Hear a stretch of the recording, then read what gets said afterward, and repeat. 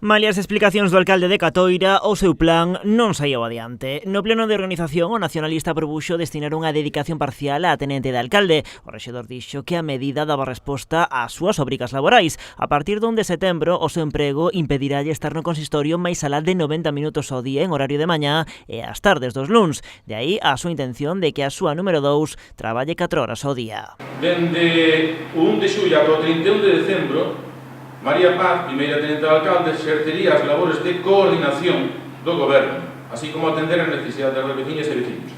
Percibiría unha dedicación exclusiva parcial, un custe bruto de 7.000 euros por un salario neto de 825 euros ao mes aproximadamente. O alcalde asegurou que a súa proposta suporía un aforro para as arcas municipais de 20.000 euros. Que se vexa que o noso interés non é gañar cartos aquí, posto que co mínimo posible, estaría cuberta a necesidade das veciñas e veciños. E suporía un aforro de máis de 20.000 euros esta proposta. Pero malia tratarse dunha proposta provisional ata a aprobación dos novos orzamentos, tanto o PSDG como o Partido Popular votaron en contra. Ambas formacións entenden que eses cartos procederían dos fondos destinados a pagar as horas extra dos traballadores do Concello, porque nos orzamentos do 2019 non hai ningunha partida destinada a ese fin. A procedencia deses cartos proviñan dos cartos que estaban reservados para horas extra de traballadores.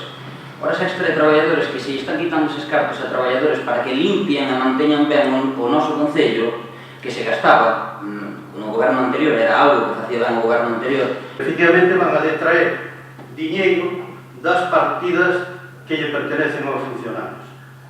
Os funcionarios, se chegan a facer algún traballo especial, van a encontrar sin diñeiro para cobrar. Socialistas e populares ven tamén innecesaria a creación dunha xunta de goberno en Catoira. Con todo este punto, se saiu adiante grazas á abstención dos edís do PSDG. Cos 3 votos en contra do PP e os 3 a favor do BNG, o rexedor fixo valer o seu voto de calidade para sacar adiante a proposta.